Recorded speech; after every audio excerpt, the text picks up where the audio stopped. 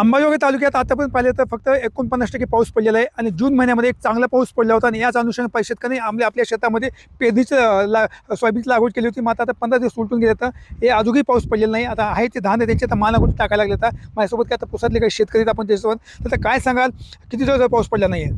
15 दिवस झालं पाऊस नाही. एक पाऊस पडला त्याच्यावरच पेरणी केली. आता ह्याला पावसाची गरज आहे. आता वाळायला सुरू झालं, हे सुकायला सुरू झालंय. किती एकरमध्ये तुम्ही सोयाबीनची लागवड केली आहे? किती शेत तुम्हाला? 12 एकरमध्ये लागवड केली आहे. किती आतापर्यंत खर्च आलाय त्याला बरं? आतापर्यंत 1.5 पाऊण 2 लाख रुपये खर्च आलाय ना. बरं, अपेक्षा किती होते उत्पन्न तुम्हाला? उत्पन्न काय आता भावावर अवलंबून आहे ना. भावच नाही सोयाबीनला तर उत्पन्न कशाचे होणार आहे? बराबरीच थोडं बहुत उरतंय. आता 4-5 दिवसात पाऊस नाही आल्यास हे जाणार सगळं. दुबार पेरणी करावं लागणार, पाळी घालावं लागणार. आता काही येणार बी नाही दुबार पेरणी करून. आता रबीचीच पेरणी. दादा काय सांगाल, काय परिस्थिती सध्या पाहिजे तर? सध्या परिस्थिती चिंताजनकच आहे आमची बी. का तर आता हे पाऊस नसल्यामुळे वरचीवर ऊन धरीत आहे. आता एकच प्रश्न पडलाय की हे जर दुबार पेरणीचं जर संकट आलं, पुन्हा जर पाऊस लांबणीवर गेला आणखीन एकदा पण तर झालं आमच्याकडलं आघात गेलं. आता गेल्या वर्षीचे पिकं तर आमच्या पावसानं असेच गेलेले होते. त्या पिकामध्ये थोडं बहुत अनुदान दिलं शासनानं, पण विम्याची वाट बघू लागला ते बी काही नाही.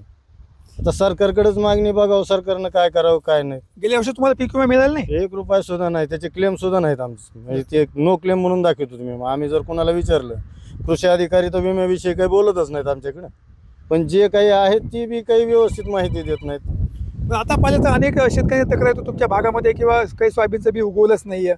आहेत आमच्या इथं जवळपास 4-5 शेतकऱ्यांचे उगवलेले नाहीत. पण आता कसं त्यांनी डबल काही पेरलेलं वाण नाही. एक शेती अधिकाऱ्यांनी येऊन त्यांचे पंचनामे करून गेले.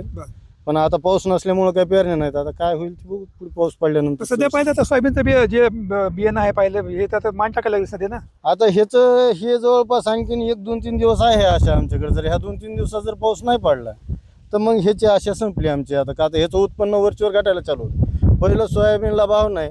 गेल्या वर्षी आम्ही ते डॅमेज झाल्यामुळे 4-4.5 सोयाबीन घातली. आणि आता ह्याचं बी काय होईल आणखीन यूज तर पात्रात पुढचं काय करेल. आणि एकीकडे त्याची वाढ खुटल्यामुळे उत्पन्न वाढ करतात ना. आता ह्याचं उत्पन्न वरचीवर कमीच होणार ना. जसं पाऊस लांबेल तसं ह्याचं उत्पन्न कमी होत जाणार. कसं पाहता दादा, काय कसं सांगा, काय सांगा? आता काय सांगा, ह्याला पाणीच भेटत नाही ना. देऊ शकत नाही. विमा मिळाला ना तुम्हाला? नाही ना. बरं. भाव बी नाही सोयाबीनला. एकीकडे सोयाबीनला शेतकऱ्याला भाव मिळत नाहीये. नाही. आणि उलट पावसामुळं उलट पीक कमी होत चालतं. मग काय सरकारनं काय केलं, भावासाठी काय केलं पाहिजे? भाव वाढीलाच पाहिजे ना. भाव वाढून दिला पाहिजे. भाव वाढत नाही. दादा सध्या काय परिस्थिती पाण्याची पावसाची? 15-20 दिवस झालं पिरून, त्याच्यानंतर एकही पाऊस नाही. आणि आता पिकं आमचे ह्या 4 दिवसात 6 दिवसात जर नाही पाऊस पडला तर दुबार पेरणी करावी लागते. आणि उद्या पेरणी करायची झाली तर कुणाचं तरी घर फोडून सावकाराची बी खात आणून पेरावं लागते. त्याच्यानंतर दुबारा पेरणी करायची म्हणलं की जमिनीची वाफ गेलेली असते. त्यानंतर पीक काही बरोबर येत नाही, उत्पन्न होत नाही. त्याच्यामुळं शासनानं पंचनामे करावे. आणि विम्याचे तर गेल्या वर्षीचे पैसे तर दिलेच नाहीत आम्हाला. आणि आता विमा भरायचा म्हणलं तर कुणाची तरी व्याजानंच काढून भरावं लागेल. अशी परिस्थिती ह्या शेतकऱ्याची आहे. काय तुमच्या शेतामध्ये तुम्ही लागवड केली आहे सध्या? सोयाबीनची. किती आहे सोयाबीन तुम्हाला? सोयाबीन 6 बॅग आहे. बरं. त्याच्या खर्च कसे त्याची कशी आहे सोयाबीनची परिस्थिती?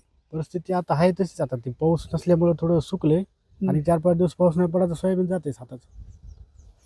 काय सांगायला दादा काय? सोयाबीनला आता सध्या पावसाची जरूरत आहे. सोयाबीन वरची जसा पाऊस लेट होईल तसं सोयाबीनचे वय कमी होऊन त्याची वाढ खुंटणार, पिकाचं प्रमाण कमी होणार. आणि पीक कमी झाल्यामुळं शेतकऱ्याला उतार कमी येणार आम्हाला. त्याच्यामुळे झालेले खर्च निघणं मुश्किल आहे. आणि पुढचे पण कसं घर भागवायचे, बाकीचे लग्न फेगणे आहेत, ह्याची अडचण निर्माण तयार होत राहणार.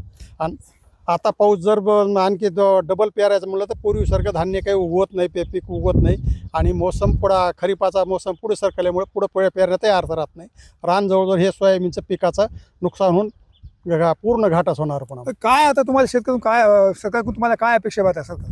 काय नाही, पेरणी टाईमवर झालेली पंचनामे हे ती. पुन्हा पाऊस कमी पडायला आहे.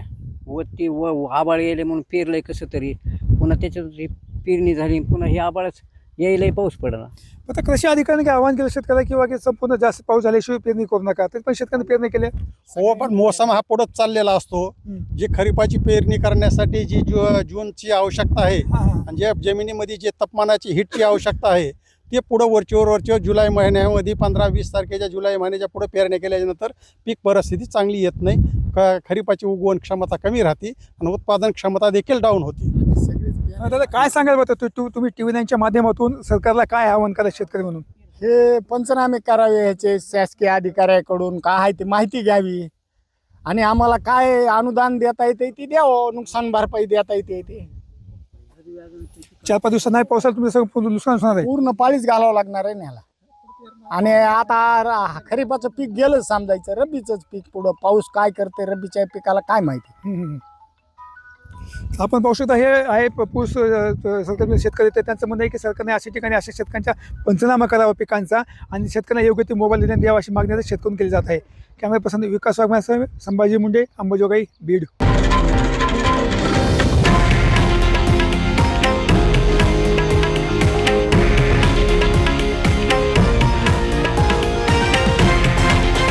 हे आहे देशातील नंबर 1 न्यूज नेटवर्क आणि आपण पाहत आहात TV9 मराठी, एकमेव.